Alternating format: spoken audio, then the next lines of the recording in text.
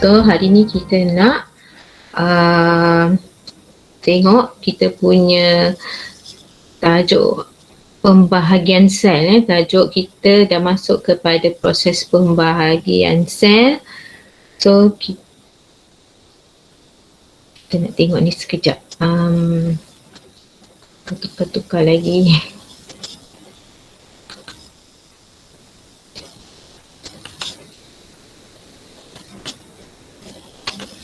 Sebenarnya hari ni nak try guna Jamboard.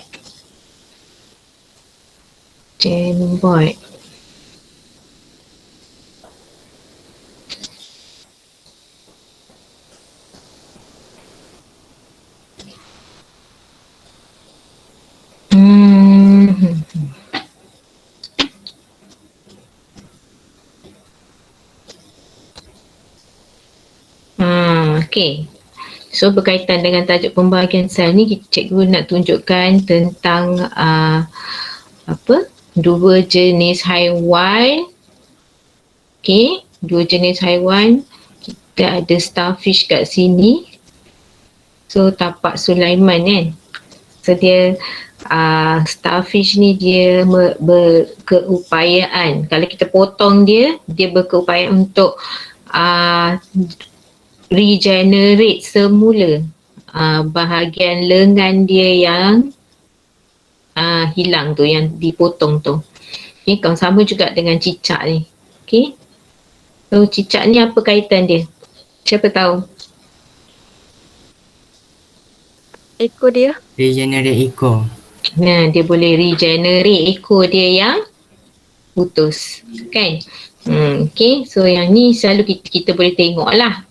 Okay, satu lagi yang starfish ni, contohnya kat sini. Nampak video tak? Nampak.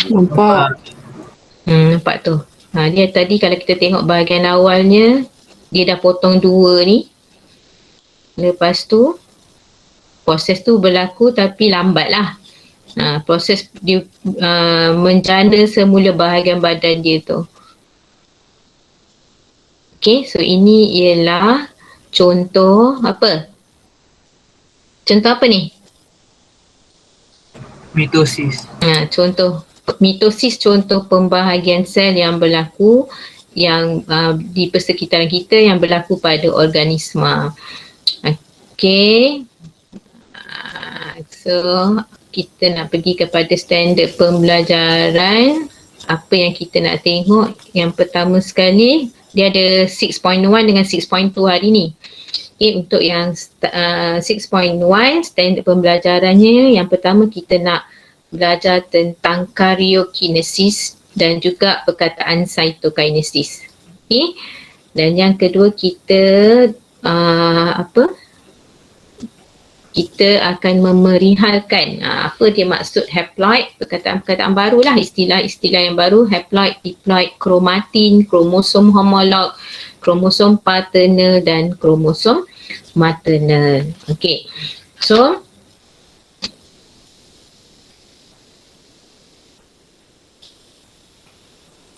jadi untuk yang peringkat awalnya, kita nak tahu apa dia karyokinesis dengan cytokinesis ni. Okay, so secara umumnya proses pembahagian sel ni dia ada dua peringkat yang kita akan belajar.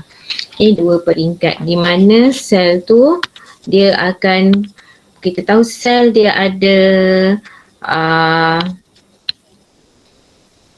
membran dan dia ada nukleus kat dalam. Okay, dia ada nukleus kat dalam. Ini yang secara umumnya lah kan. Okay, sel haiwan ataupun sel tumbuhan. So proses pembahagian sel terbahagi kepada dua peringkat, iaitu karyokinesis. Untuk karyokinesis tu ialah proses pembahagian nukleus dulu. So nukleus yang kat dalam ni akan membahagi kepada dua bahagian. Dan kemudiannya barulah proses pembahagian cytoplasma tu berlaku. So nukleus dah bahagi dua, nanti dia jadi satu sel dengan dua nukleus. So nukleus asal tu akan menghilang. Kemudian barulah seterusnya pembahagian cytoplasma tu berlaku. Okay, so jadilah dia dengan dua sel anak, dia kira dua sel anak dengan nukleus yang berasingan. Okay, so kita nak pergi kepada seterusnya, nak tengok bioscore. Banyak pula cikgu pakai hari ni. Okay, isi bioscore, pyrokinesis dan cytokinesis merupakan dua peringkat yang berlaku semasa pembahagian sel. Okay, peringkat pembahagian nukleus dinamakan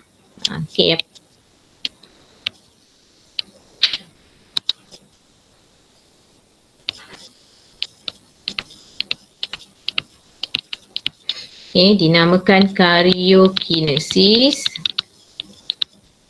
Ini istilahnya. Dan pembahagian cytoplasma pula. Kita namakan cytokinesis. So bagi organisma yang menjalankan pembiakan seks, badannya terdiri daripada sel soma. Bagi organisma multisel, multisel, sel-sel badan tu kita sebut sebagai sel soma. Sel soma. Dekat mana kita panggil sel soma?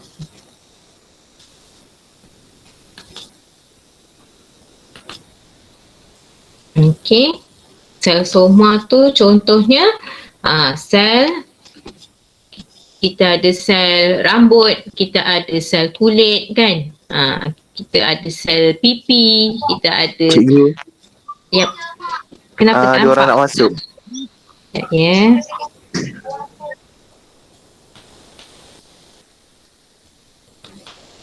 Okay, thank you bagi tahu. Tolong tengok-tengokkan sama. Okay. So sel ni ada dua jenis dalam badan kita. Kalau sel badan, sel-sel badan secara umumnya kita sebut sebagai sel soma.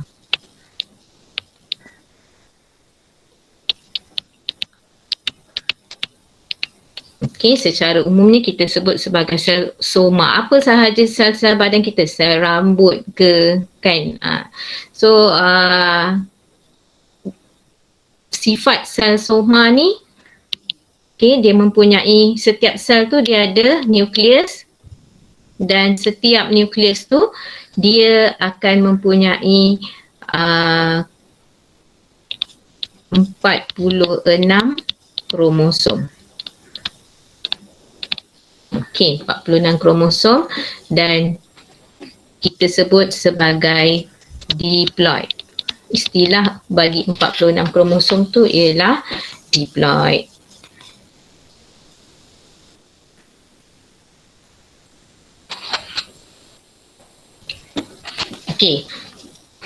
Kemudian proses yang penghasilan sel-sel soma ni, pembahagian sel-sel soma ni dia melibatkan proses mitosis.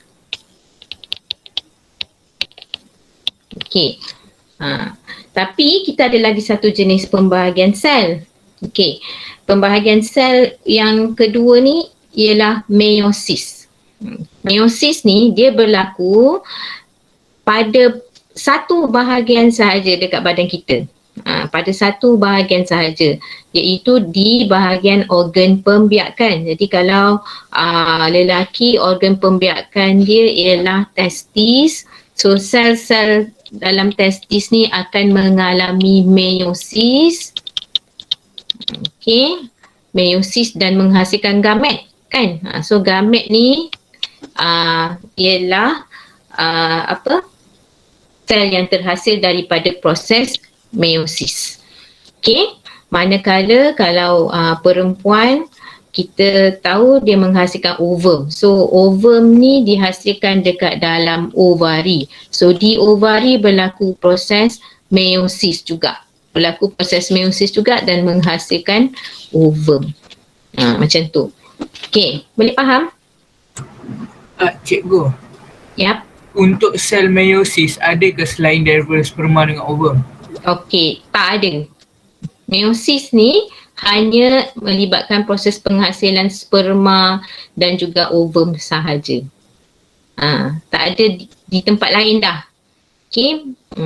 Sebab apa? Okey, sebab meiosis ni dia berbeza dengan mitosis. Sebab meiosis ni dia perlu hasilkan sel tu sekarang ni sperma dengan bilangan kromosom yang separuh daripada sel asal dia, iaitu sel-sel dekat testis tu ataupun sel-sel dekat dalam ovari. Kalau ovari ni sel asal dia ialah 46 sebab ovari adalah sel soma. Testis kat sini adalah sel soma. Sama juga dengan ovari pun, dia masih sel soma sebab dia adalah organ pembiakan kita. Okey, dia adalah organ pembiakan, dia consider sebagai sel soma. Tapi dia bila dia menghasilkan ovum ataupun sperma dekat sini, ini ialah sel gamet. Maka gamet ni ciri dia bukan lagi 46 kromosom tapi dia adalah 23 kromosom dan kita sebut dia sebagai haploid. Istilahnya ialah haploid. Okey. Kenapa sini 46? Okey, 46 dekat sini maksudnya dia diploid, iaitu dia ada 2 set kromosom. Okey, 2 set kromosom. Manakala haploid ni ialah 1 set kromosom sahaja. Macam tu. Okey. Boleh? Ada apa-apa nak tanya? Boleh. Okey. So, bagi organisma yang menjalankan pembiakan seks, sebenarnya bagi inilah organisma multisel lah, dia ada sel soma dan juga sel pembiakan iaitu gamet. Tapi kalau organ pembiakan dia masih consider sebagai sel soma. Cuma sperma dan ovum sahaja istilahnya untuk gamet ni. Okey, so lengkapkan jadual di bawah untuk membezakan antara sel soma dan sel gamet. Okey, kita tengok sel soma ni, yang apa ciri-ciri dia. Sel soma ialah semua sel badan kecuali sel gamet.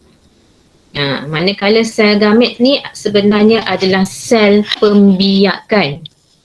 Dia berbeza dengan organ pembiakan. Kalau cikgu sebut organ pembiakan, ini ialah ovari tu ataupun testis tu.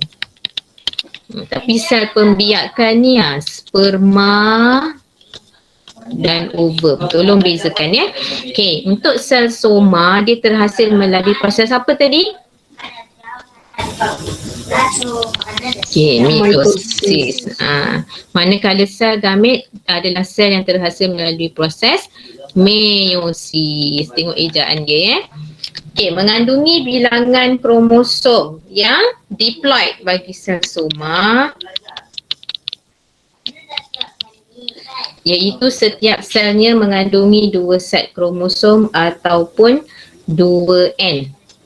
Ya, 2 set kromosom ataupun simbol diploid tu ialah 2N. Manakala sel gamet dia mengandungi bilangan kromosom yang haploid, iaitu setiap selnya mengandungi hanya 1 set kromosom ataupun N. Okey. So, sel diploid 2N mengandungi 1 kromosom apa? Paternal. Yang 2N tadi, kenapa dia 2N? Sebab kromosom tu terdiri daripada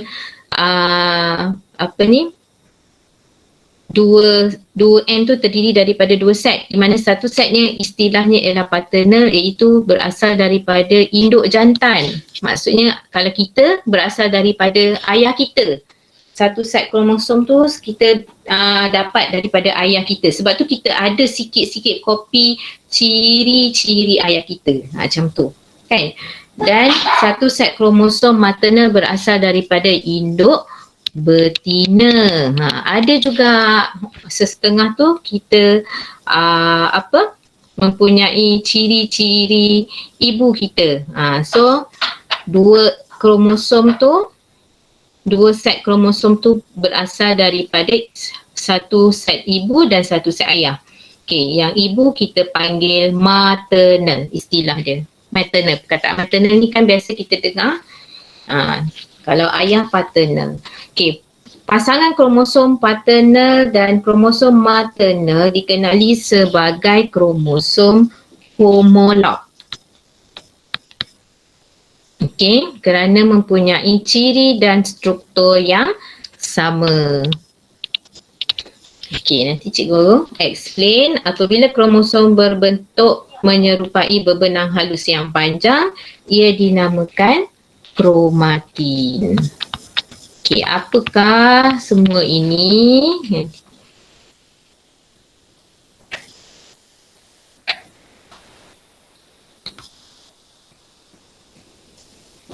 Ya. Mana orang yang nak masuk tadi dah hilang dah. Okey.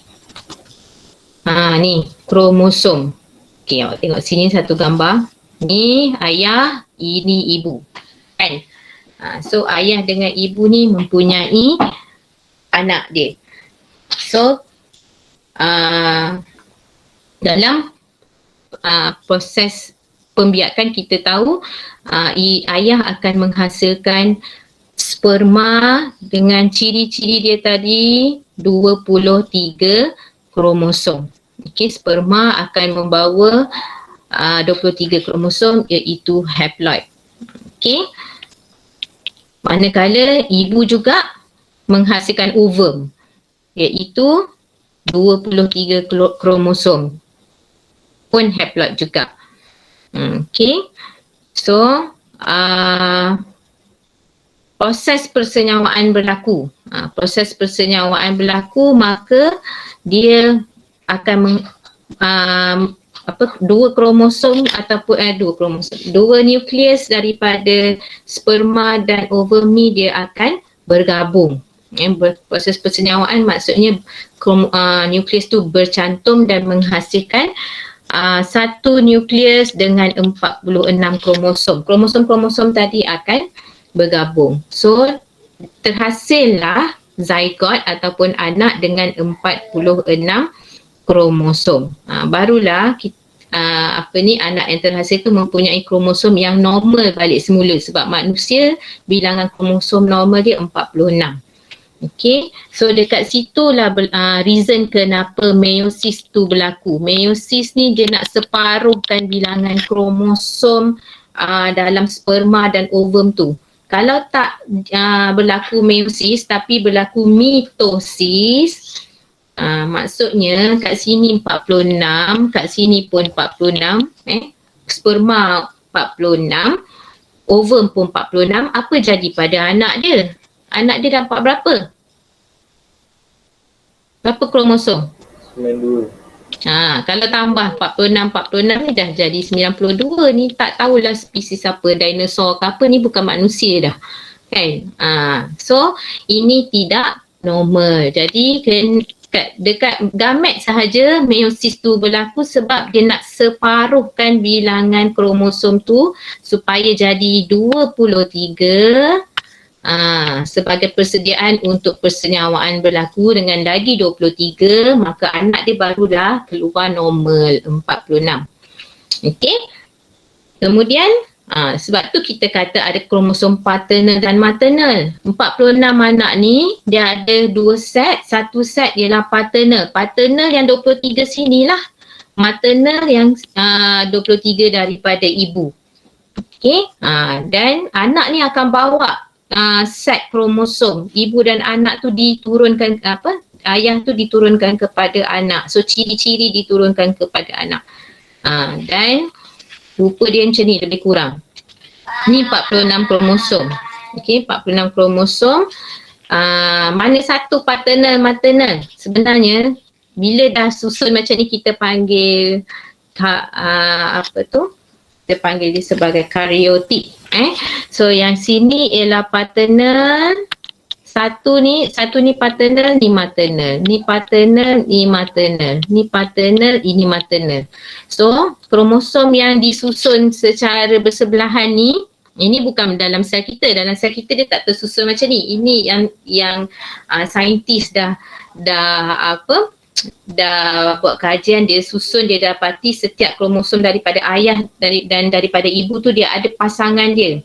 Walaupun daripada individu yang berasingan, bila masuk dalam badan anak tu, dalam badan kita, sebenarnya dia ada pasangan-pasangan dia. Kenapa dia berpasangan? Kerana katakanlah ini paternal, ini maternal. Kalau sini warna rambut, sini warna rambut. Sini jenis warna mata, sini warna mata. So semua ciri yang dibawa dekat bahagian paternal ni akan samalah dari segi ciri sahaja dengan ibu juga. Dia tak adalah sini warna mata, sini jenis cap jari, tak macam tu. Ni segmen tu dia macam ni macam ni. Okey, sini ciri warna mata, sini ciri cap jari. Ini tidak, maksudnya dia bukan pasangan yang betul. Kalau pasangan yang betul, sebelah-sebelah kromosom ni dia sebab satu ni paternal, satu ni maternal. Okey, so kromosom yang berpasangan ni yang membawa ciri yang sama dan mempunyai saiz yang sama dengan kedudukan sentroma yang sama kat tengah-tengah ni kita panggil sentroma. Struktur kromosom ni kita sebut dia sebagai kromosom homolog. Okey, so pasangan kromosom homolog ni dia ada paternal dan maternal. Okey, dan nombor 5 dalam bioscore tu disebut apabila kromosom berbentuk menyerupai berbenang halus. Okey, yang cikgu lukis ni dalam bentuk macam ni lah.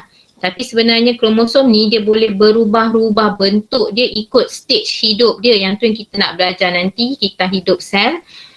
So dalam keadaan yang biasa, kromosom ni dia duduk dalam bentuk berbenang kromatin. Berbenang kromatin tu kita boleh lukis macam ni lah. Dia dalam bentuk berbenang halus yang nanti kawan kita explain macam mana agaknya. Okay, kita tengok kawan explain macam mana dulu. So kita panggil dia kromatin.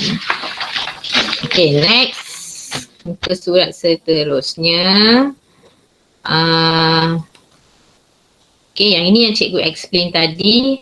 Okay, gambar ni boleh kita andaikan lah, cuma nampak kat sini proses penghasilan gamet melalui proses meiosis, hasilkan sperma, hasilkan ovum, ibu hasilkan ovum, persenyawaan berlaku. Tapi bila anak tu dah lahir, dia nak membesar, sel-sel badan dia yang akan mengalami pertumbuhan kan. So itu melibatkan mitosis. So mitosis adalah proses untuk organisma tu mengalami pertumbuhan contohnya. Okey, yang seterusnya kita nak tengok kat sini. Okey, cuba kita buat yang ni dulu. Uji minda 2, tandakan right atau salah pada pernyataan di bawah. Okey, nombor 1. Nukleus dalam setiap sel mengandungi kromosom. Betul ke salah? Betul. Okey, betul.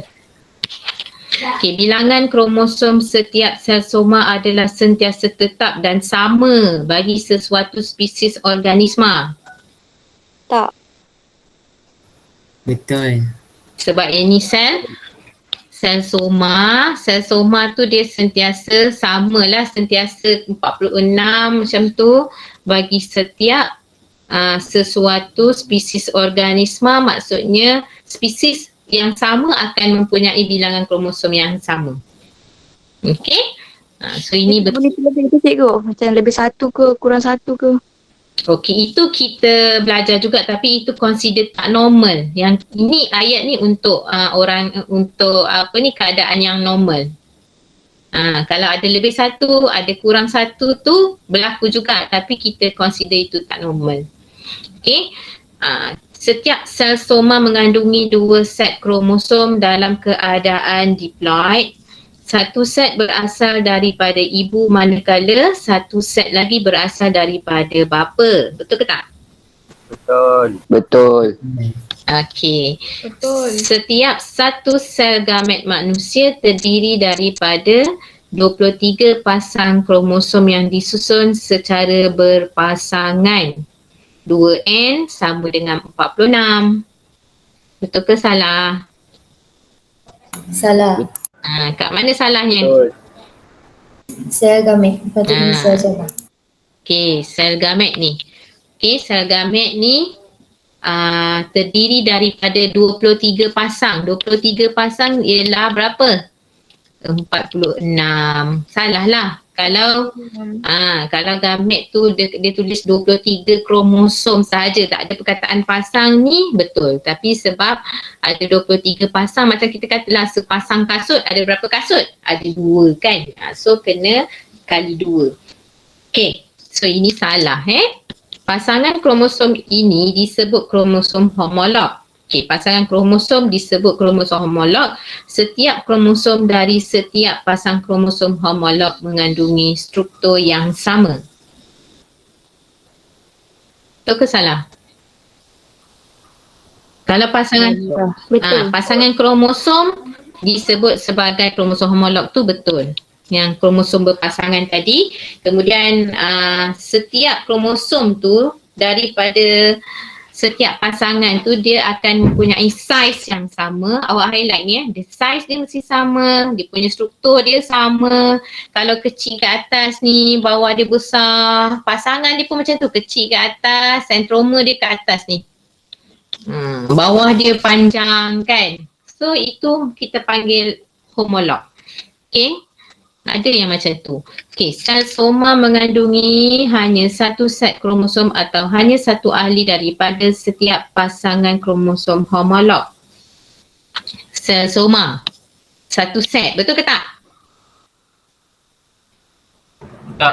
Okey, set dia mesti 2 lah sebab sel soma ni sel badan kita. Okay, next, sel gamet dikatakan berkeadaan haploid. Bilangan kromosom dalam sel gamet, cakap sel gamet kan? Betul kan ni?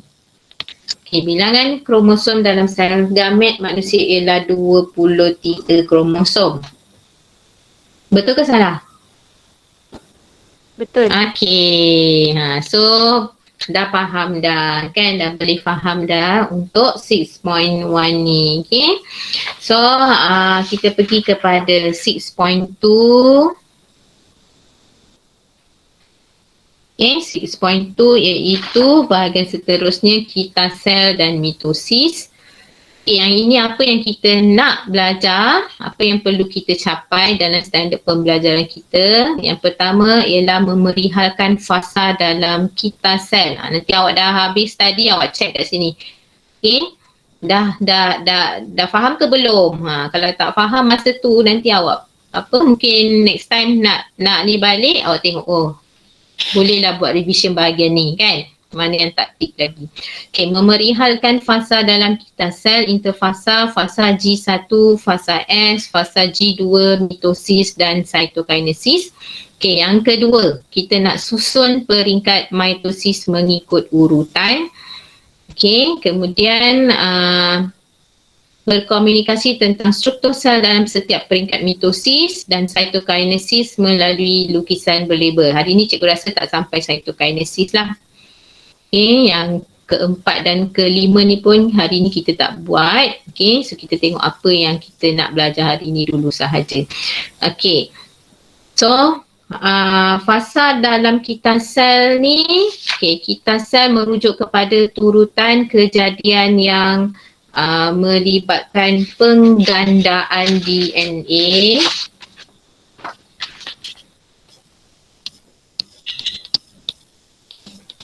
Penggandaan DNA serta pembahagian sel untuk menghasilkan 2 sel anak.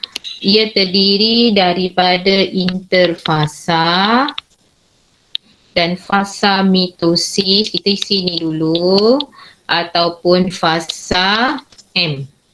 Interfasa merupakan fasa yang paling lama dan terdiri dari fasa G1S dan G2. Okay, mitosis merupakan proses pembahagian nukleus. Okay, pembahagian nukleus, sel induk menjadi 2 nukleus anak. Setiap nukleus anak mengandungi bilangan kromosom dan kandungan genetik yang sama dengan nukleus sel induk. So kita nak tengok apa dia fasa-fasa dalam kita sel yang bermula dengan interfasa. Okay, so oleh kerana kita dah sediakan slide kan kawan-kawan kita. Memang cikgu nak minta present pun. Okay, so cikgu nak jemput grup pertama untuk membentangkan tentang fasa pertama dalam kita sel. Ini ialah kita sel kita. Okay, apa fasa pertama dia? Fasa yang pertama apa? Profasa? Fasa apa?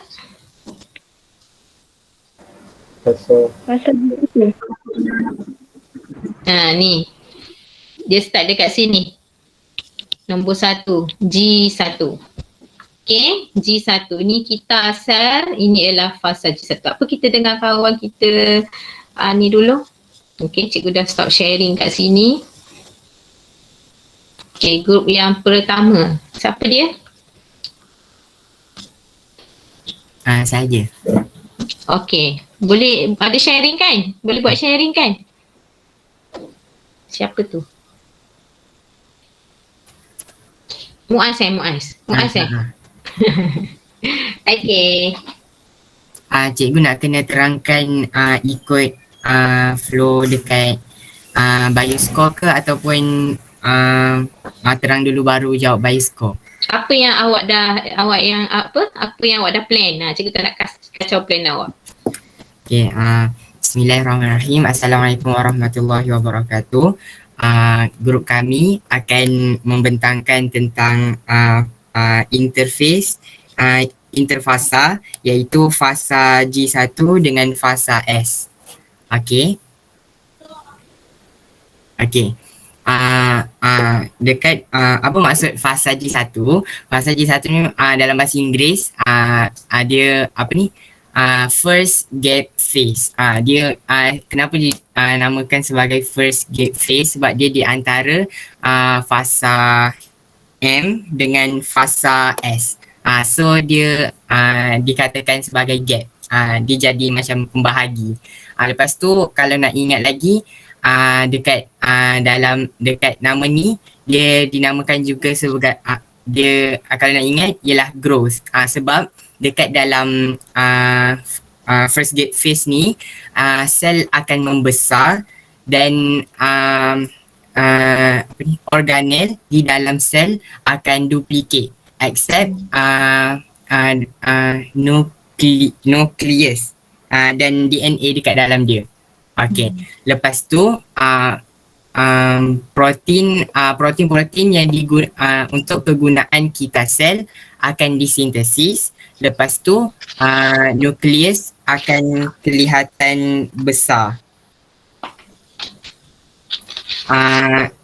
Disebabkan fasa G1 ni adalah proses sel membesar dan juga organel dekat dalam tu duplicate dan membesar.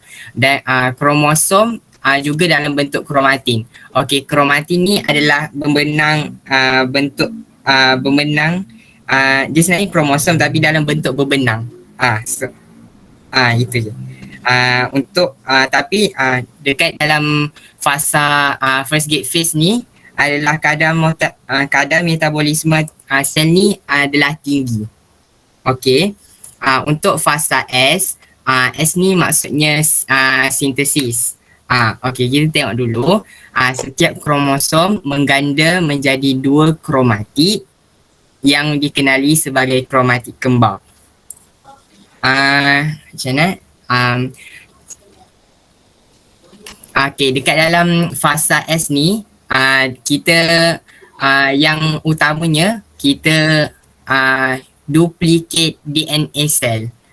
Dia dia punya main pointnya kita duplicate DNA sel. Okey, lepas tu um,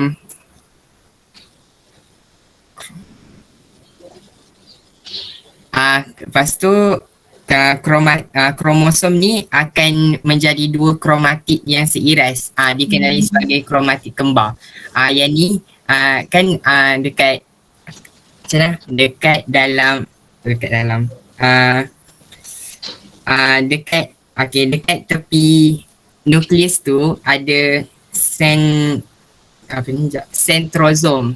Centrosome tu dekat dalam dia ada centriole. Dalam centriole tu ada kejap. Macam mana? Dekat dalam centrosome taklah, setiap kromosom mengandung menjadi dua kromatik seiras yang dikenali sebagai kromatik kembar ni disebabkan fasa sintesis ni menggandakan menggandakan DNA. Lepas tu kedua-dua kromatik mengandungi salinan molekul DNA yang serupa. Disebabkan ini dia macam salin je, so dia punya DNA adalah sama. Okey, betul. Okey, lepas tu kedua-dua kromatik ini berpaut pada sentomer. So sistem kromatik atau kromatik kembar ni akan berpaut pada satu sentomer yang sama. Okey. Betul? Okey.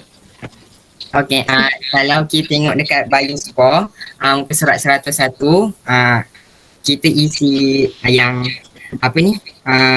tempat kosong.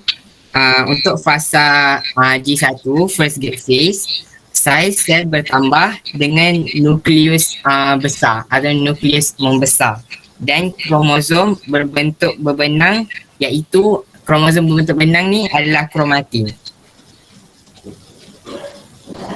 Okey, seterusnya yang kedua, komponen sel, contohnya mitokondrion dan jalinan endoplasma dihasilkan.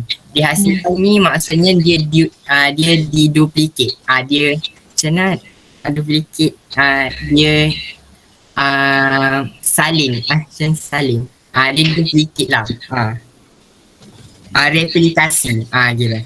Lepas tu, yang ketiga, protein untuk kegunaan semasa kita sel juga disintesiskan. Dan yang keempat, kadar metabolisme sel adalah tinggi. Okey. Untuk fasa S, first kali sintesis DNA di mana DNA mengalami replikasi. Yang kedua, setiap kromosom mengganda menjadi dua kromatik seiras yang dikenali sebagai kromatik kembar. Yang ketiga, kedua-dua kromatik mengandungi salinan molekul DNA yang serupa. Dan yang terakhir, kedua-dua kromatik ini berpaut pada sentomer. Okey. Dah. Dah cikgu. Okey, so terima kasih Muaz. Jadi boleh faham ke apa yang Muaz explain? Ada apa-apa nak tanya yang lain? Cikgu, replikasi tu apa? Okey, replikasi tu apa? Tadi cikgu dengar mitokondria mengalami replikasi dekat Muaz punya explanation ni.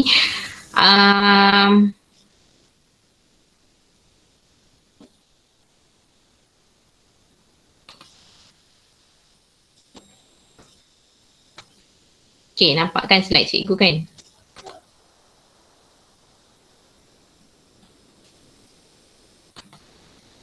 Okey, ni ialah kita punya cell cycle, kita sel. Kita sel ni ialah kita ataupun peringkat hidup sel yang mengalami mitosis.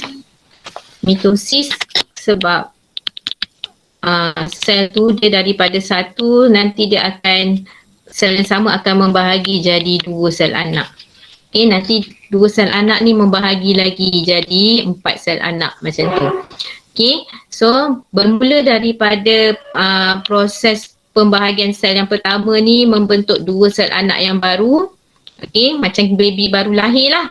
Jadi apa peringkat pertama hidup dia? Ni peringkat hidup dia yang pertama ialah fasa G1 ni. Maksudnya G1 ni adalah sel-sel yang baru terhasil daripada mitosis sel sebelum dia. Okey, boleh faham kan? Okey, so oleh kerana dia adalah fasa, dia adalah sel yang baru sahaja mengalami mitosis sel anak yang baru, maka dia punya organel dia tak cukup, dia punya saiz dia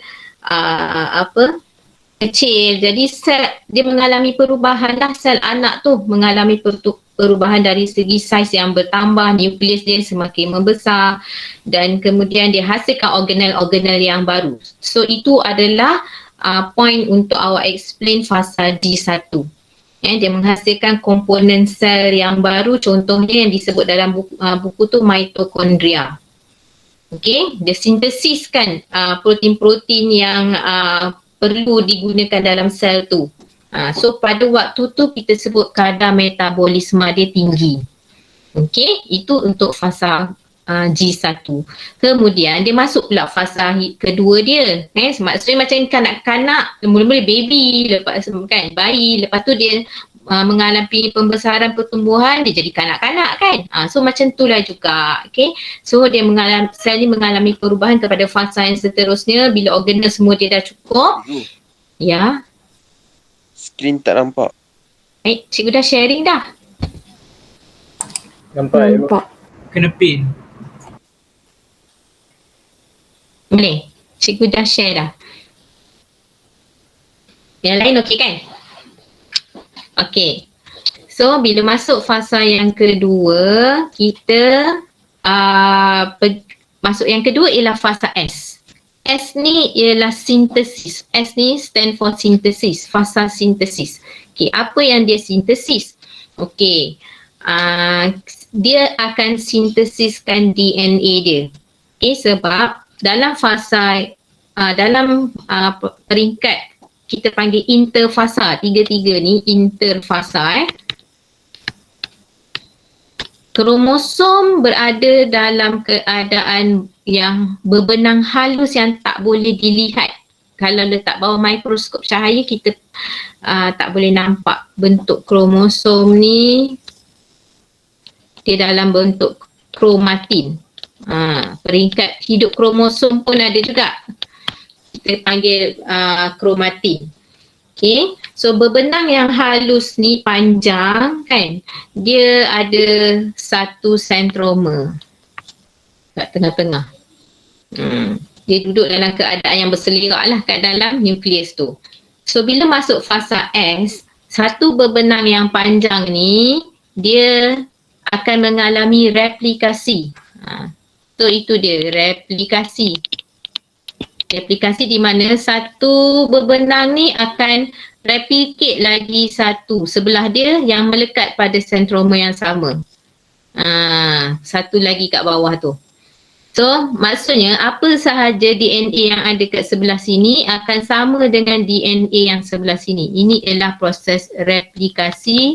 Kadang-kadang ada buku tulis duplikasi ataupun duplicate lah maksudnya.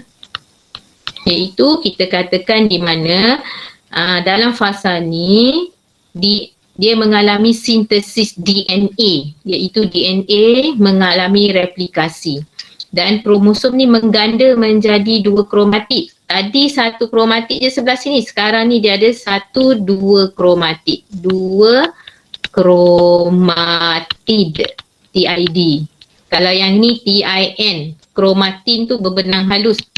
Kalau yang macam ni kita panggil kromatid.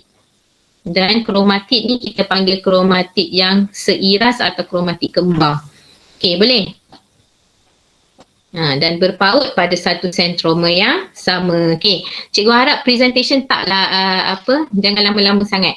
Nanti kita tak cukup masa. So cikgu pergi kepada grup yang kedua, fasa yang seterusnya. Okey.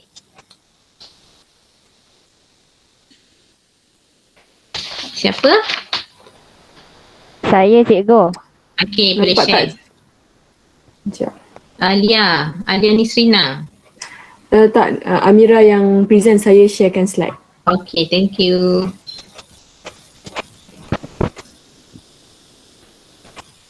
Saya mula cikgu. Boleh. Okey, lepas satu sel tu dia dah masuk fasa S, dia akan bergerak ke fasa G2. Dia jadi second gap phase. Okay. Untuk fasa G2 ni, main point dia untuk kumpul tenaga untuk masuk ke fasa M. Jadi sel tu akan terus membesar and dia akan kekal aktif secara metabolik dan dia akan kumpul tenaga untuk fasa M. Lepas tu untuk fasa M, dia ada dua bahagian, mitosis dan cytokinesis. Mitosis ni dia dibahagikan pada 4, iaitu profasa, metafasa, anafasa dan telofasa. Lepas tu untuk cytokinesis ni untuk sel haiwan dia berlaku dari anafasa hingga telofasa. Okey, itu je. Okay, apa sebenarnya proses cytokinesis ni? Okey. Proses cytokinesis ni dia division of cell. Dia pembahagian sel untuk sel haiwan dan untuk sel tumbuhan dekat bahagian cytoplasma. Okay, so lebih tepat lagi, cytokinesis tu ialah pembahagian cytoplasma. Okay, terus ambil macam tu. Cytokinesis kat sini pun kena betulkan ejaan tu. Sintokinesis tu cytokinesis. Okay, so okay, kita tengok balik untuk fasa G2. Okay, selepas melalui proses selepas melalui fasa sintesis, fasa S, okay, sel yang sama tadi dia masuk ke peringkat seterusnya iaitu fasa G2 di mana sel tu terus membesar dan dia akan jadi lebih aktif. Dia kekal aktif secara metabolik, maksudnya segala proses tindak balas kimia, biokimia dalam badan dia, proses metabolisme dalam badan tu berlaku secara aktif. Dia aktifkanlah sebab apa? Sebab dia dah bersedia nak membahagi, kan? Dia kena kumpul tenaga. So dalam G2 ni awak highlight sel mengumpulkan tenaga. Highlight dekat nota awak tu. Okay, sel mengumpulkan tenaga. Itu dapat tulisan tu pun dah cukup dah. Okay, fasa S, apa kita nak highlight? Sel? Membesar. Tak, fasa S. Mengalami replikasi. DNA mengalami DNA. Sel menjalani replikasi DNA. Awak tengok nota tu banyak-banyak kan. Sebenarnya kalau kena tulis dalam tu taklah sebanyak tu. Tulis dalam jawapan struktur ke esei ke. Okay, dia selalunya minta apa yang main point tu. Sel akan mengalami replikasi DNA. Awak highlight point tu. Okay, kemudian fasa G1 apa kita nak highlight?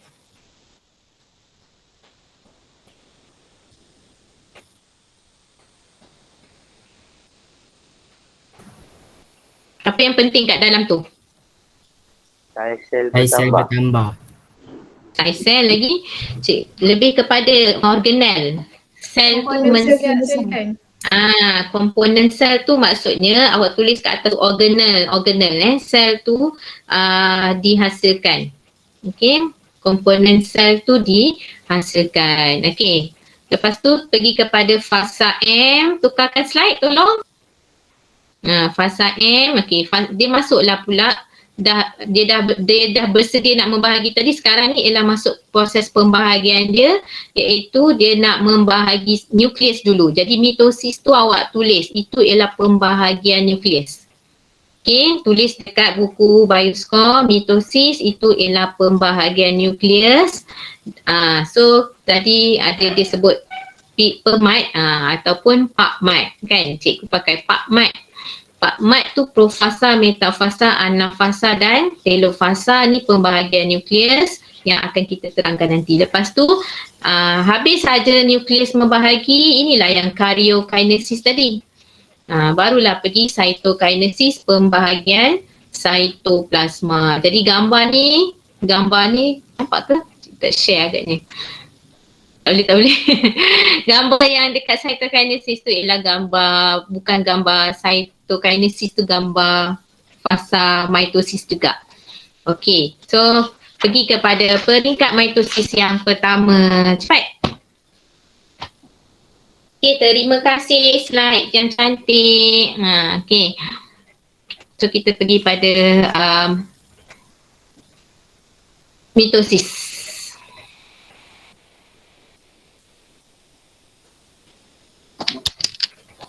Apa mitosis? Saya cikgu. Sekejap. Okey. Tengah nak present.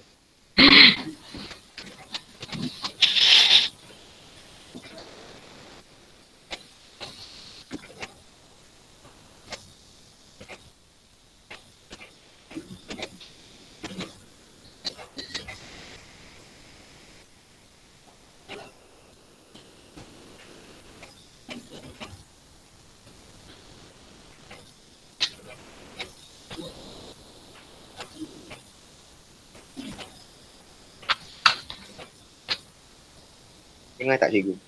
Okey, dengar. Sebelum tu kita tahu mitosis ni apa. Mitosis ni dia proses pembahagian sel induk menjadikan satu nukleus menjadi dua nukleus. Satu jadi kepada dua. Mitosis ni berlaku kat semua sel kecuali sel pembiakan. Sel induk ni dia bermaksud parent cell atau sel asal. Dia akan membahagi menjadi sel anak. Kiranya sel induk ni main part of cell lah. Hasil sel anak akan mengandungi bilangan kromosom dan membawa kandungan genetik yang sama, iaitu asid deoksiribonukleik iaitu DNA yang menentukan ciri sel dan fungsi metabolisme. Nukleus sebelum perfasa kelihatan tertutup dengan membran nukleus seperti dalam muka surat 103 bahagian telofasa.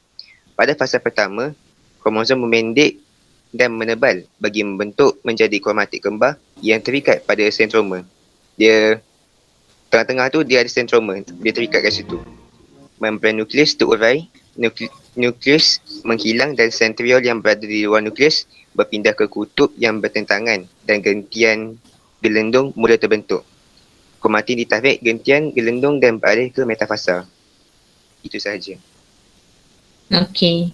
So kita dah dengar yang tentang peringkat pertama mitosis iaitu profasa.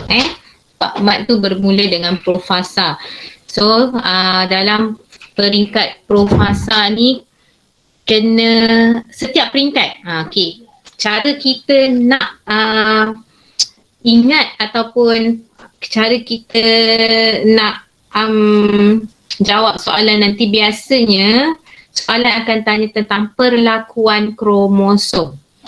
Okay, perlakuan kromosom. Jadi awak tulis dekat dalam bioscore tu perkataan perlakuan kromosom. Chromosomal behavior. Apa yang kromosom buat? Kalau dia tanya tentang perlakuan kromosom, kalau awak jawab sentriol sedang, itu salah. Itu sentriol. Kena ingat dalam sel tu dia ada sentriol, dia ada gentian gelendung. Okay, tapi kalau ditanya tentang kromosom, perkataan yang kita kena tulis tu kromosom tengah buat apa, macam tu. Okey, so peringkat awal mitosis bermula dengan profasa di mana kromosom masih lagi dalam yang asalnya dalam bentuk berbenang halus kan. Okey, tapi bila masuk profasa ni dia telah berubah struktur dia. Boleh tak cikgu share apa ni? Okey, cikgu share cikgu punya. Cikgu kalau bercakap nak kena menulis. Okey, tadi kita belajar kromosom dalam bentuk berbenang yang halus. Boleh nampak kan? Boleh cikgu. Okey, kali ni kromosom ni dia berubah di mana berbenang halus tu dia berubah menjadi menebal dan memendek. Dan kelihatan padat. Okey, awak highlight point tu dekat dalam nota bioscore. Kromosom tu asalnya berbenang yang halus. Bacalah satu. Okey, berbenang halus. Ni sentroma kat tengah-tengah, berbenang yang halus. Apa yang kromosom ni buat ialah kromosom menebal dan memendek. Macam mana dia menebal memendek? Dia kromosom tu daripada yang panjang tu dia bergulung macam ni. Dan jangan lupa kromosom sekarang dalam bentuk dah mengalami replikasi. Daripada yang panjang halus ni dia menebal dan memendek, maka teruslah kita dapat lukis macam ni. Yang ini kita panggil kromatin. Sebab dia kalau dalam nukleus dia bergulung-gulung macam ni, berbenang halus. Kromatin. Okey, lepas tu dia mengalami replikasi. Replikasi daripada satu macam ni dia jadi dua. Lepas tu ini masuk profasa. Kromosom tadi mula menebal dan memendek, dia menjadi padat. Nampak ni, dia jadi padat dekat dalam berbenang tu. So simple naknya kita lukis macam ni je lah. So sekarang ni dia ada dua kromatid, dua kromatid. Tapi ni bukan kromosom homolog. Kromosom homolog kena ada lagi kawan di sebelah. Itu barulah kromosom homolog. Okey? Tapi kalau antara kromosom yang ini, yang satu ni dengan yang satu ni ialah kromatid. Okey. Kemudian dalam profasa juga dia kromosom ni dah kelihatan terdiri daripada dua berbenang yang seiras yang dinamakan kromatid kembar. Kromatid kembar ni dua kromatid lah. Dua kromatid ni ialah kromatid kembar. Dan pada peringkat akhir profasa membran nukleus terurai. Okey, apa jadi pada nukleus tu? Yang pada sel tu yang lain. Contohnya kalau kita ada sel ni, okey, kita lukis dia punya nukleus membran dia tu garis putus-putus. Maksudnya dia sedang menghilang. Okey. Dia punya, ini membran kan, ini membran plasma, ini membran nukleus. So nukleus membran tu menghilang, sentriol dia akan bergerak. Sel ni boleh nukleus sentriol ni boleh bergerak bergerak pergi ke kutub yang bertentangan, ke kutub sel yang bertentangan dan mula hasilkan gentian gelendong. Okey, apa dia gentian gelendong? Kita tengok yang ni lah, yang ni. So pula. Kenapa cikgu tak buka yang ni je tadi? Ni, okey. Ni gentian gelendong. Okey, ni sentriol. Gentian gelendong tu dihasilkan oleh sentriol. Nukleus membran ni semua akan hilang. Jadi kalau tanya mana nukleus, dah tak ada nukleus lah dalam tu. Mana nukleolus pun dah hilang juga. Okey, tu ialah peringkat profasa. Okey, seterusnya metafasa. Cikgu nak tanya. Ya. Kalau untuk poin pertama tu nak tulis kromatin memendek dan menebal atau kromosom memendek dan menebal? Lebih tepat kromatin lah sebab dia dalam bentuk berbenang halus lagi. Okey, terima kasih. Dia kromatin memendek dan menebal. Daripada bentuk kromatin dia menjadi pendek dan dia menjadi tebal. Menjadilah kromosom macam tu. Okay. Next.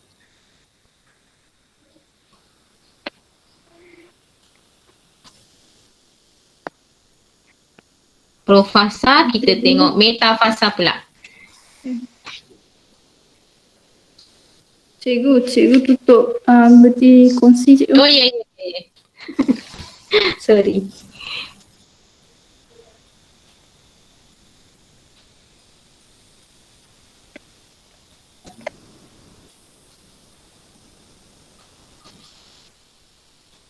Baiklah. Sekejap ya.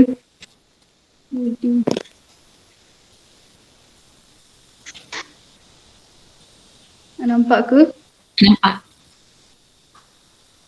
Baiklah, proses kedua metafasa. Sebelum ni dekat profasa ada cakap gentian gelendong boleh terbentuk. Jadi inilah gentian gelendong yang dah terbentuk. Proses metafasa. Sentriol berada di kutub sel yang bertentangan. Ni kutub sel yang bertentangan. Gentian gelendong meletakkan kromosom pada satah khatulistiwa. Kromosom tersusun dalam satu barisan di satah khatulistiwa. Metafasa berakhir apabila sentroma mula membahagi. Sentroma yang ni bila dia terbahagi, maka berakhirlah proses metafasa. Satah khatulistiwa ni pula yang kat tengah-tengah nukleus. Okey. Ada lagi? Tak. Boleh faham tak Ain ni? Ain sendiri faham tak Faham? prosesnya? Okey, Alhamdulillah. Jadi betul lah tu, itu ialah peringkat metafasa. So apa yang bila kita tengok gambar dekat metafasa tu, apa poin utama dia yang perlu kita ingat?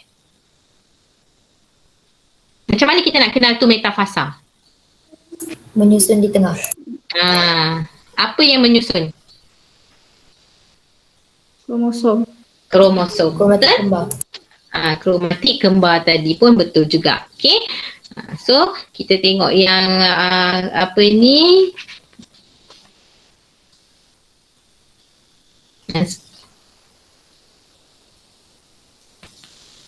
Okay, gambar kedua metafasa. Kita kena kenal metafasa bila kita tengok gambar kromosom tersusun di tengah-tengah sel ni, iaitu di satah khatulistiwa.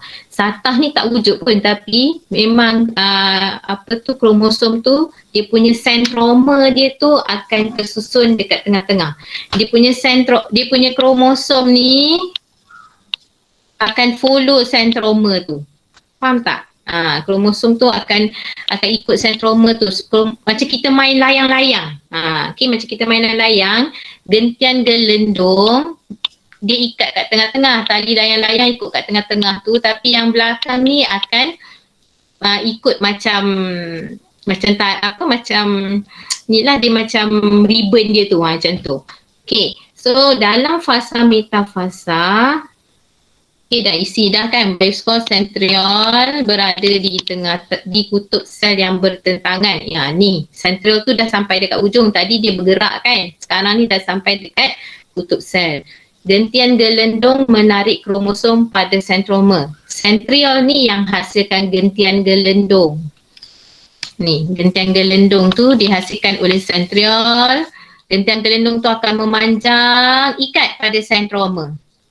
Kiri dan kanan sentroma tu. Daripada centriole kiri kanan tu ikat kat sentroma tu. Okey, lepas tu dia letakkan sentroma tu di tengah-tengah di satah khatulistiwa. Jadi kromosom sekarang kita katakan dia tersusun di satah khatulistiwa. Okey, awak highlight yang tu. Kromosom tersusun di tengah sel ataupun di satah khatulistiwa. Kalau dalam exam kena tulis ayat macam ni, kromosom tersusun, bukan berada kalau berada sahaja salah. Dia mesti tersusun. Okay, kalau awak tulis berada sahaja tak tahu macam mana keadaannya kan. Tapi dia yang lebih tepat sekali ialah tersusun di satah khatulistiwa. Kalau kromosom tersusun di tengah sel, boleh terima tak? Boleh tak terima? Boleh. Tak boleh terima. Dalam biologi kita pentingkan istilah tu, di satah khatulistiwa. Jadi hati-hati masa kita nak jawab nanti. Dan kromosom tu masih dalam bentuk kromatik kembar yang masih terikat pada sentroma. Metafasa berakhir apabila sentroma mula membahagi. Okay, nanti anafasa nanti kita akan tengok poin yang seterusnya untuk sentroma membahagi ni. Okey, ada soalan tak kat sini? Tak ada? Okey, kita pergi kepada anafasa. Cikgu stop sharing dah. Cikgu. Ya. Yeah. Yang tadi gentian gelendong, dia tarik kromosom pada apa? Sentroma. Oh, yang tengah-tengah dia tu Okey. Sentroma tu yang mana? Okey, ini kromosom. Dah tak share dah ni kan?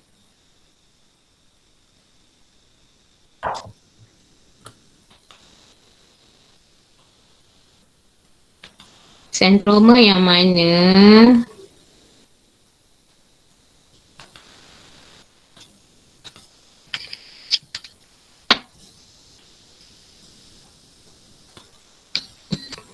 Okey, sentroma. Ini kromosom. Dekat tengah-tengah tu ada bulat ni. So gentian gelendong tu ikat sini satu, ikat sini satu. Dia melekat dekat sentroma. Ni sentroma.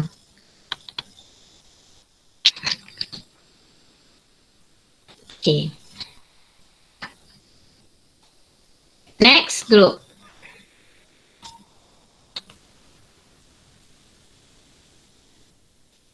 Metafasa, anafasa.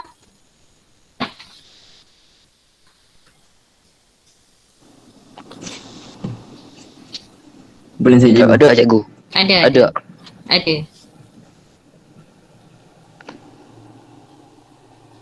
Okay, Fariduddin. Saya share saja.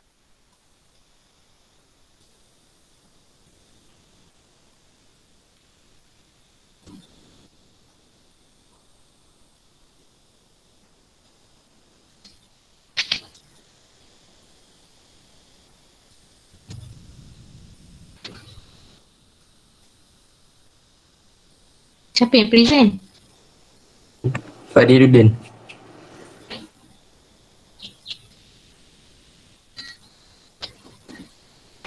Off mic kot.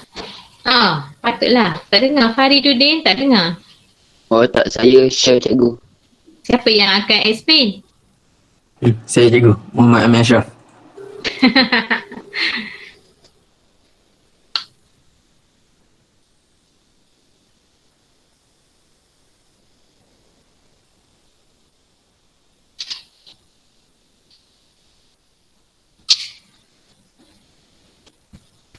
Yang lain boleh faham ke?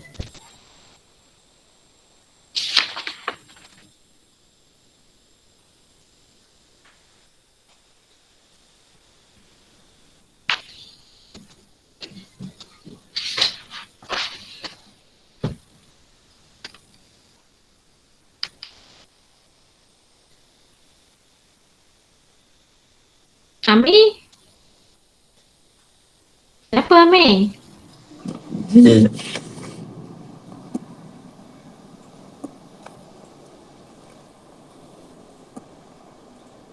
Bismillahirrahmanirrahim. Assalamualaikum warahmatullahi wabarakatuh.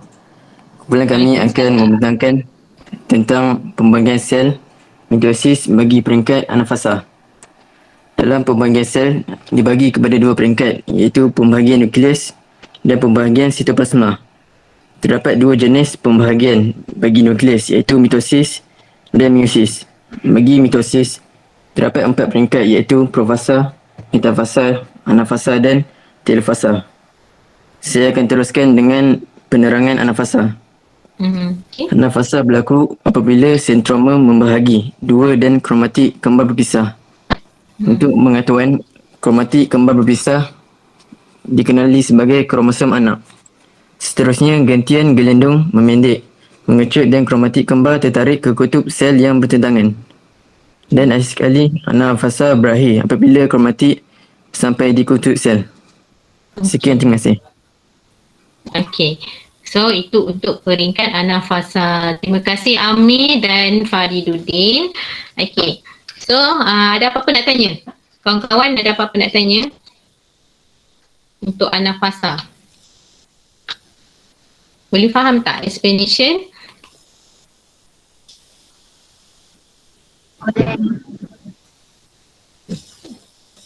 Okey, jadi bila sampai dekat peringkat anafasa,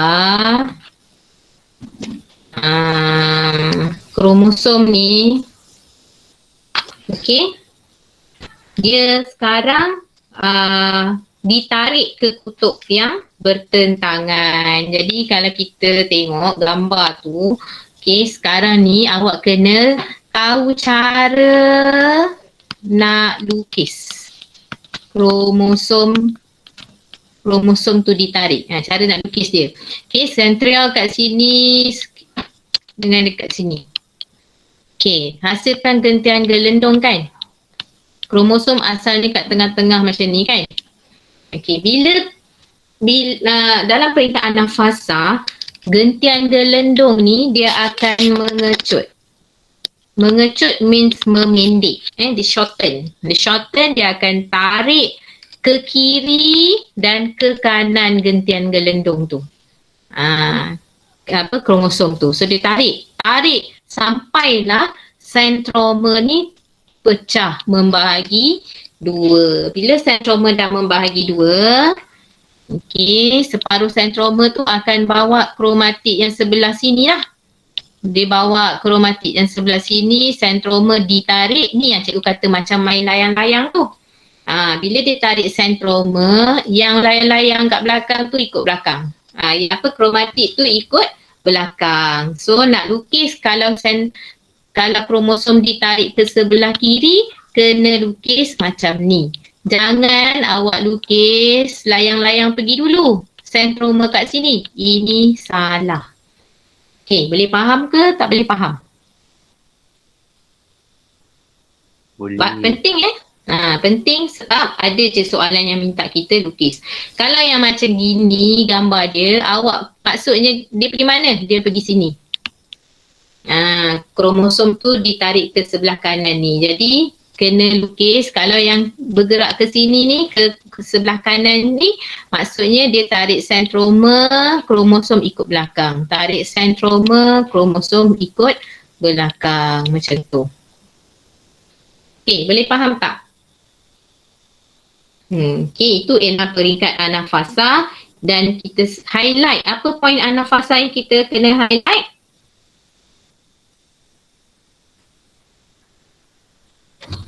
Membahagi dua. Sentroma yang membahagi dua.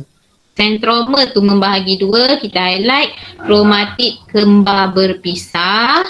Jangan tulis kromosom berpisah sahaja. Okey. Sentroma yang membahagi dua. Lepas tu kan, jangan tulis kromosom berpisah, kena tulis kromatik kembar berpisah dan bergerak ke kutub bertentangan. Kalau tulis kromosom berkembar, kromosom tu berpisah, tak dapat, dia markah tak boleh dapat. Okey, bergerak ke kutub bertentangan. Okey. So itu untuk anafasa. Okey, ada benda yang cikgu tak sebut ni. Nanti kita pergi kepada fasa telofasa yang seterusnya. Cepat. Siapa?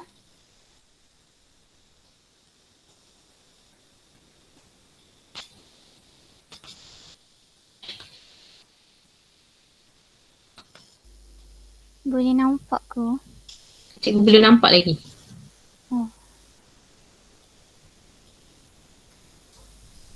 Okey.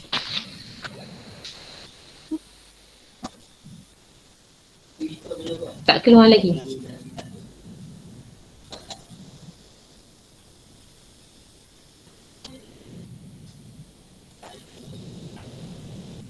Okey dah, nampak dah. Boleh kat ni, start. Boleh. Syuhada Okey. Seterusnya kita pergi ke peringkat keempat, mitosis iaitu telofasa. Apabila sampai di kutub sel, kromatik kini menjadi kromosom anak. Setiap kutub sel mempunyai satu sel kromosom yang lengkap dan seiras. Kromosom berubah menjadi berbenang halus kromatin semula. So nukleus terbentuk semula manakala gentian gelendong menghilang sebab gentian gelendong tu dah tak payah tarik kromatik. Lepas tu membran nukleus baharu pun terbentuk. Peringkat telofasa diikuti oleh sitokinesis. Okey. Ada lagi? Tak ada dah. Terima kasih. Okey, dah tak ada dah. Okey, so itu ialah peringkat telofasa di mana kita tadi dah tengok anafasa kromosom tu bergerak ke kutub yang bertentangan. So sekarang ni dalam peringkat telofasa kromosom tu yang bergerak tadi dia dah sampai dah pun ke kutub dia. Dia dah sampai dah dekat kutub masing-masing. Okay, bila dia dah sampai kan, ni 4 ni bergerak ke sini, tempat kromatid ni bergerak ke kanan, dia dah sampai kat situ, maka masuklah kepada fasa telofasa. Terbentuklah semula membran nukleus. Nampak tak? Awak jangan confuse tau.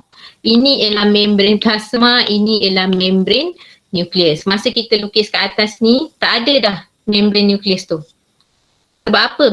Membran nukleus dah hilang. Dia duduk dalam cytoplasma macam tu. Ni, yang ini ialah membran plasma. Okay, dia dah tak ada nukleus. Yang ini terbentuk balik membran nukleus. So bilangan kromosom tadi dah sampai ke kiri dan ke kanan, ke kutub bertentangan, terbentuk membran nukleus. So ini habislah proses karyokinesis tu. Dia nak masuk pula pembahagian cytoplasma, tu ialah cytokinesis. Jadi untuk telofasa, apabila sampai di kutub sel, kromatid ini menjadi kromatid anak. Sebab tadi kromosom tu dalam bentuk ribbon yang ada 2 ni. Kan? Kromatid berkembar. Tapi sekarang bila dia dah terpisah, kromosom tu sekarang jadi satu tunggal kromatid, satu kromatid sahaja. Kita panggil dia kromatid anak lah sebab dia baru lagi terbentuk.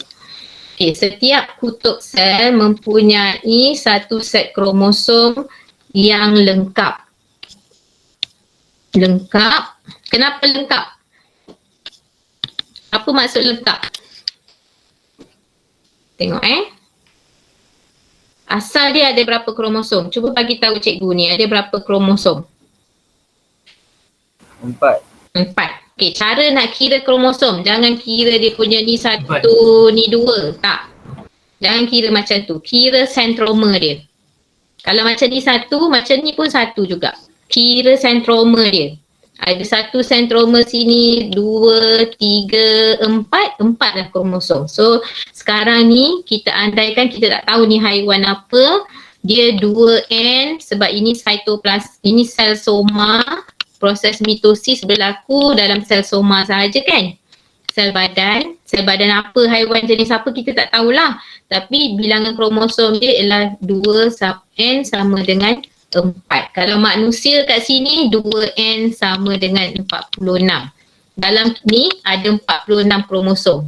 Tapi buku memang dia tak akan pakai sel manusia sebab kalau lukis 46 ni orang kata meremut Orang Kedah kata meremut dalam ni 46. Macam mana kita nak kira? So kita kalau buku memang dia akan lukis bilangan kromosom yang sedikit sahaja sebab kita nak belajar konsep dia saja.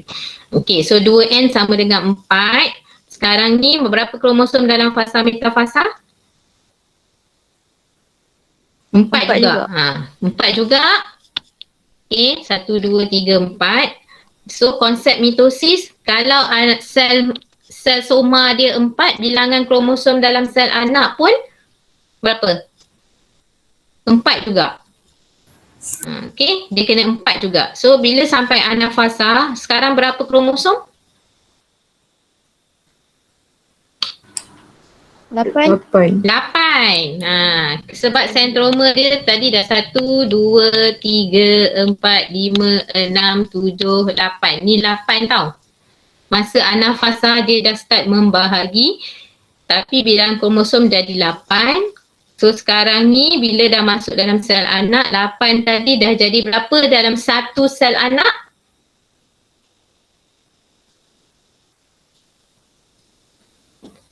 4. Ini satu sel anak. Satu sel anak, ini satu sel anak. Dalam satu sel anak sekarang balik semula kepada 4 kromosom ataupun 2N masih lagi sama dengan 4. Okay, sebab itulah tujuannya kromosom tu mengalami replikasi dalam interfasa. Sebab dia nak bahagi 2 ni. Replikasi daripada 1 tu dia tambah lagi satu kawan dia kat sebelah, replikasi DNA tadi dalam sintesis kan. Kalau dia tak replikasi, dia 1 saja kat sini, macam mana dia nak membahagi? Dia tak boleh membahagi. So reason dia masa sintesis fasa S dalam interfasa tu dia replikasi untuk kromosom tu mengganda sekejap, kat sini dia mengganda 8, lepas tu dia dapat balik bilangan kromosom yang normal. Okey, boleh faham setakat ni? Boleh. Okey, so cikgu nak try guna ni. Sekejap. Cikgu nak tanya sekejap. Boleh. Cikgu kalau dekat profasa tu nukleus tu still ada lagi ke dah tak ada? Profasa tu dia dalam proses nukleus.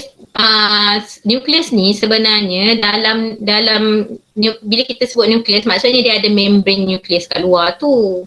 So dalam profasa tu peringkat nukleus tu sedang menghilangkan membran dia. Dia maksudnya keadaan nukleus tu pun semakin menghilang lah, bentuk nukleus sudah tak ada dah. Oh tak ada okey. Okey. So cikgu ada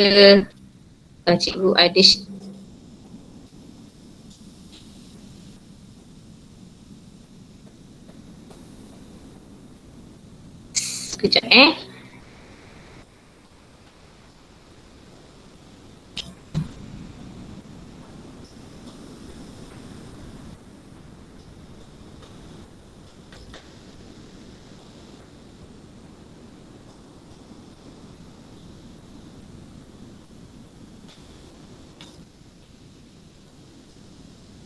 boleh tak kita cuba jawab yang ni? Siapa yang cikgu tak pastilah.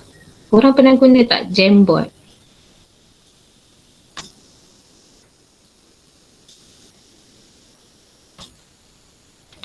Try klik ni dan cuba jawab dekat situ. Siapa yang boleh? Tapi mau jadi sesak pula dekat situ. Tak apalah, try je. Cuba jawab dekat. Dia soalan sama dengan by score juga. Saja je cikgu buat keluar kat situ. Okay. Boleh? Ramai dah tu. Okay. Ada soalan dekat page ni. Page ni. Yang ni tak perlu. Page ni dengan page ni. Okay, cuba jawab. Dalam masa 5 minit.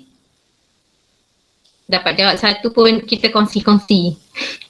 Jadilah dapat jawab satu.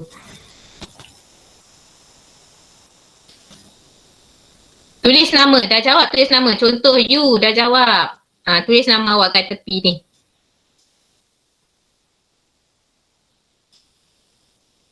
Okay. Jawab satu je. Nanti bagi kawan lain jawab R. Tulis nama kat sebelah ni.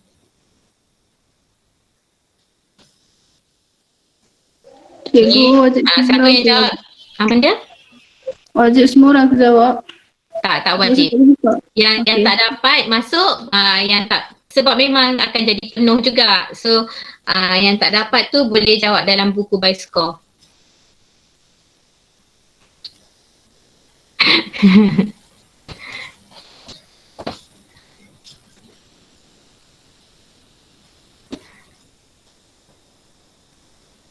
Siapa yang tulis tu tak dapat difahami. Oh, dah hilang. Korang ni janganlah.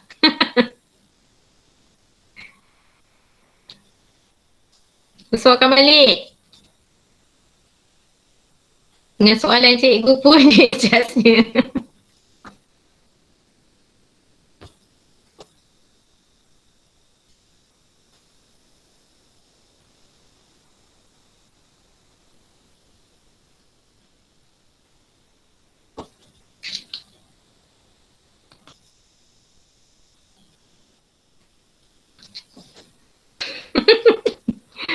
Okay.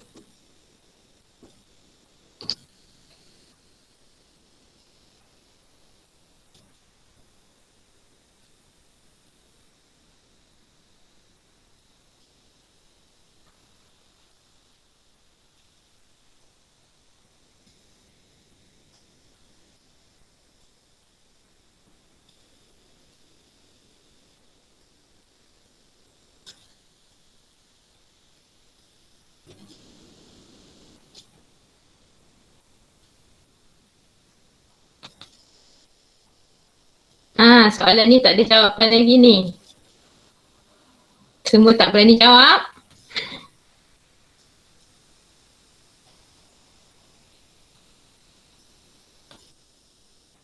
Yang belakang ni tak ada orang jawab lagi.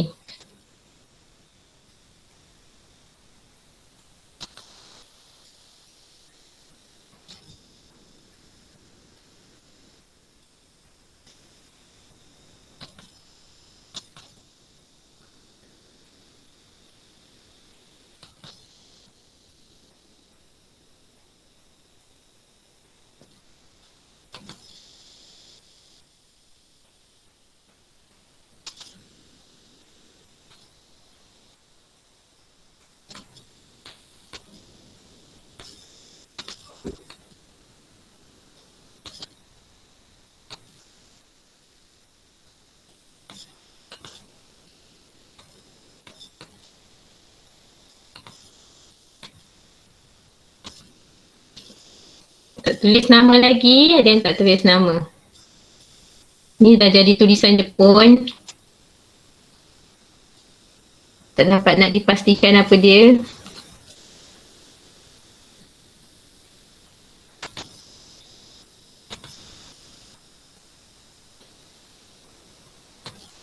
Farha jawab apa ni Farha?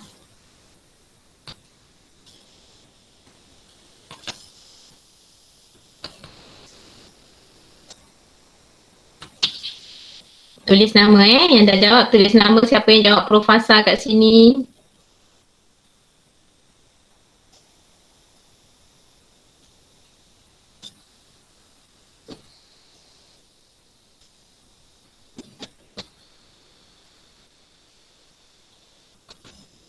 Ada apa-apa nak tanya tak?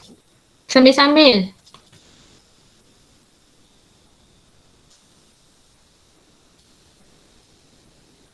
Cikgu yang disuruh nyatakan sebab tu kita bagi tahu kunci dia kata kunci dia.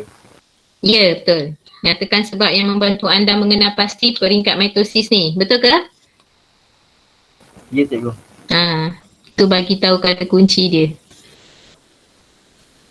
Sentral membahagi dua, kromatik kembar berpisah. Yang ni dekat fasa anafasa kot. Silap-silap. Cikgu bawa naik atas pula. Okay, betul-betul. Boleh pakai teks juga tu kalau dah terlebih. Okay, metafasa. Okay, betul. Setiap telofasa ni, dua-dua jawapan ni betul. Mari kita tik sikit jawapan.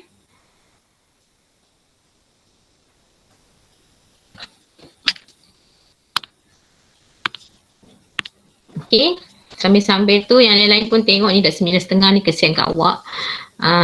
Okay.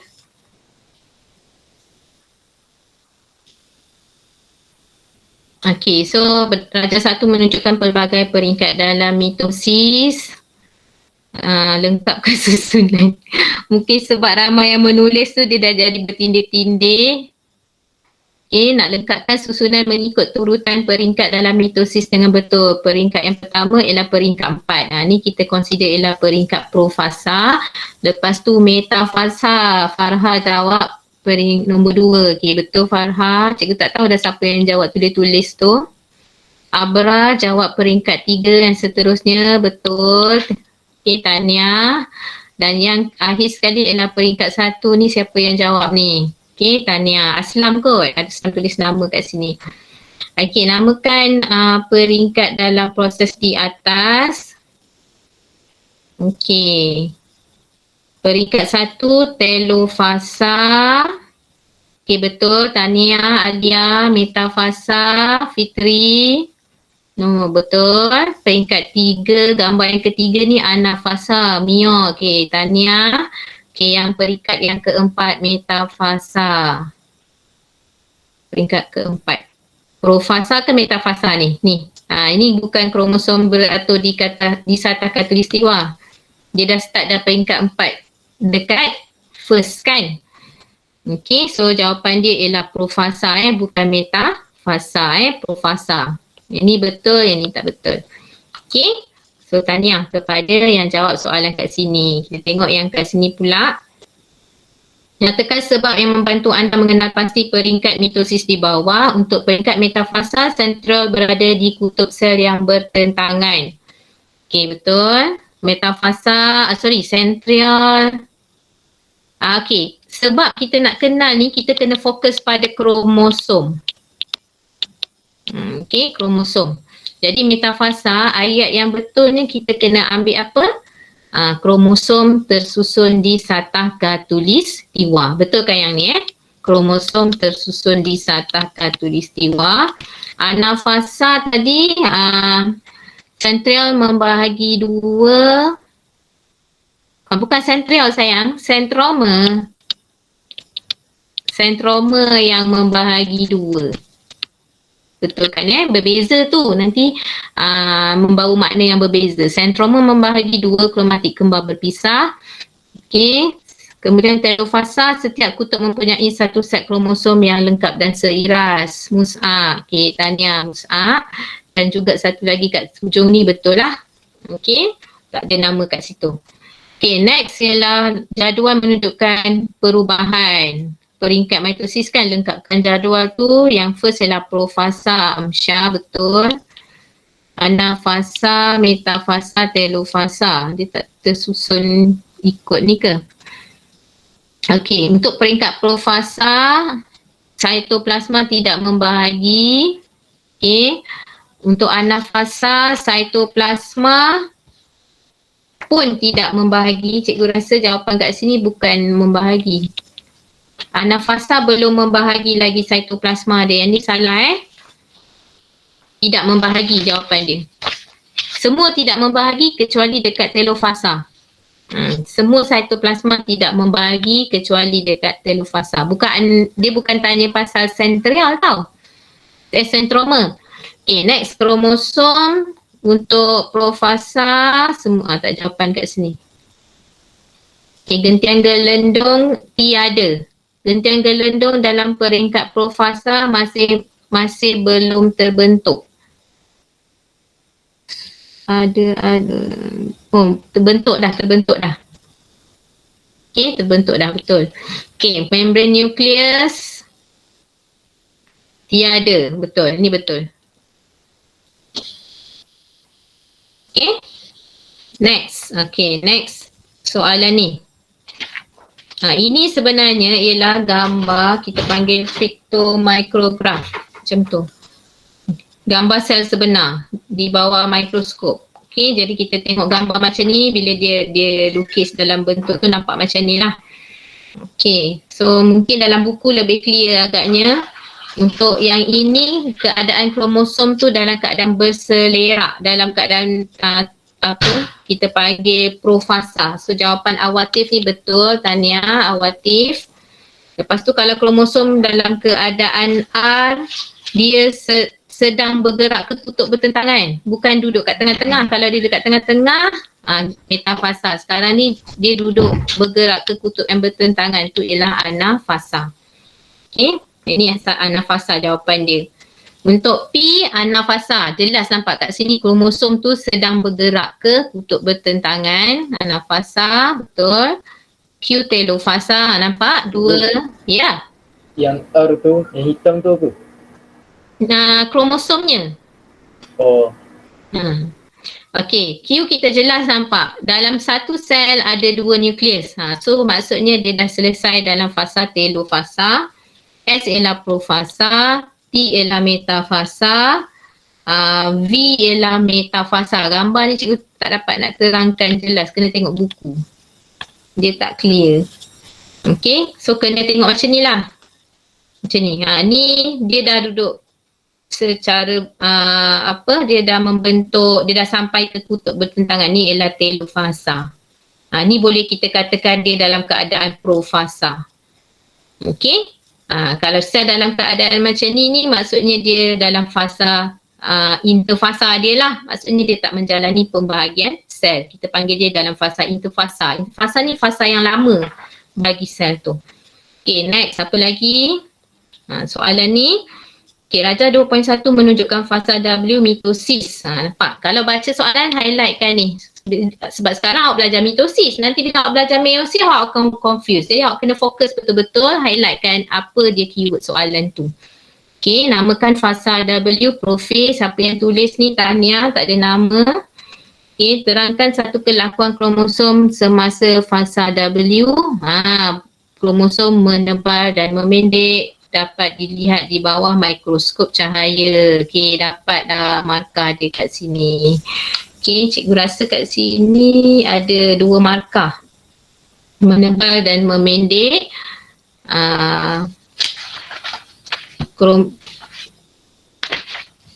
Okay, 1 markah dekat situ. Kemudian kita tambahlah lagi 1.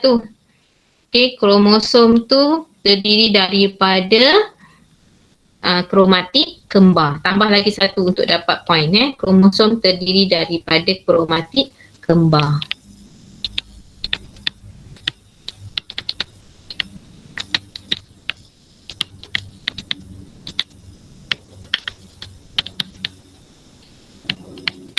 Okay, so baru dapat 2 markah. Okay, kemudian soalan yang last sekali. Apa sudah jadi? Lukiskan kromosom bagi satu sel anak dalam bulatan yang disediakan dalam darjah 2.2. Okay, apa dah jadi dengan sel kita ni tak pastilah. Mungkin dia dah jawab-jawab, dia padam. Okay, so kat sini kita nak lukiskan satu sel anak.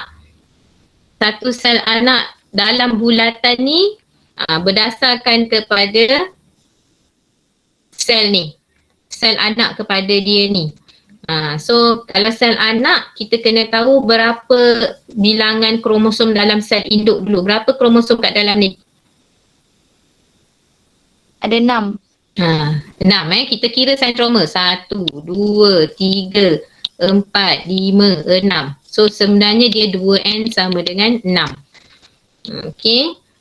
So dalam sel anak dia pun kita kena lukis berapa kromosom? Kita kena lukis 6. Tapi macam mana bentuk kromosom yang kita nak lukis? Kena consider dia dah mengalami proses metafasa, anafasa, kromosom dah membahagi, sentroma dah membahagi 2. Kan? Macam mana kita nak lukis tu? Kita lukis kromosom yang ada 1 kromatik. 1, 2, 3, 4, 5, 6. Okay, lukis kromosom bagi satu sel anak. So sel anak sekarang mesti 6 kromosom juga. Sebab konsep mitosis dia menghasilkan sel anak yang mempunyai bilangan kromosom yang sama dengan sel induknya. Okay, bilangan kromosom mesti sama. Kalau sel gamet separuh. Sel anak dia akan dapat separuh. Macam konsep 46 jadi 23 tadi lah. Okay. So separuh daripada induknya. Okay, boleh faham tak? Boleh faham tak untuk hari ni? Boleh je. Boleh. Okay. Boleh cikgu. Okay, Alhamdulillah. So okay ke pakai Jamboard macam ni? Seronok tak? Okay, yang last kali boleh tulis, boleh tampalkan awak punya stick. Notes ni, stiker kat sini. Tampalkan apa komen awak untuk tajuk hari ni. Untuk page yang last kali.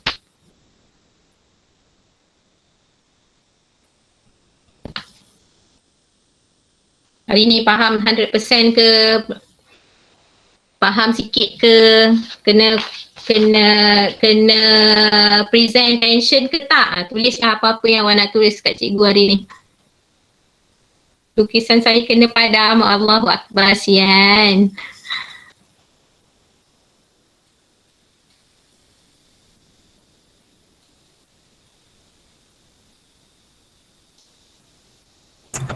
Cikgu. Yep. Cikgu nak ajar ke yang enzim dalam harian tu? Oh. Ajarlah. Ajar. Cuma sebab sebab hari ni kita dah fokus pada kita punya presentation, cikgu takut tak sempat tadi. Kan? So ajar means bukan sekarang lah. Okay, ni dah apa lagi 15 minit je, kesian kat awak. Okay, boleh? Boleh ke? Okay.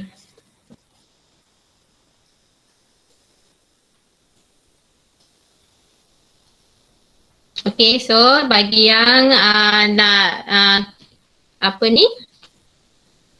Bagi yang dah nak keluar, boleh keluar. Terima kasih hari ini. Jangan lupa isi kehadiran dan juga exit tiket. Okay? Tolong isi kehadiran dan exit tiket. Okay, boleh keluar, boleh rehat sekejap lah. Okay, sebelum masuk next class. Terima kasih cikgu. Cikgu. Terima kasih cikgu. Alright. Cikgu. Okay. Terima kasih cikgu.